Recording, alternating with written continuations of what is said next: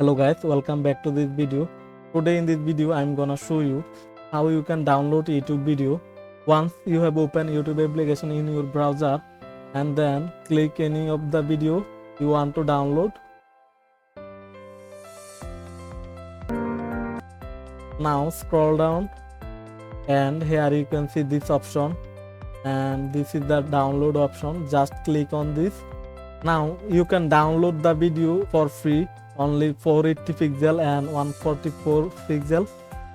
It's for free, and if you go to premium, YouTube premium, then you can download full HD.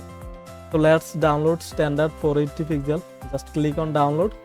Now the video will be downloading, and it's downloading, and it's downloaded.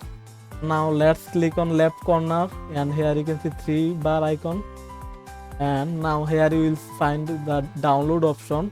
Just click on download.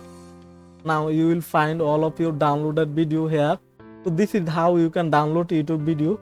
Thanks for watching. If this video helpful, please do subscribe and hit the like button. See you in the next video.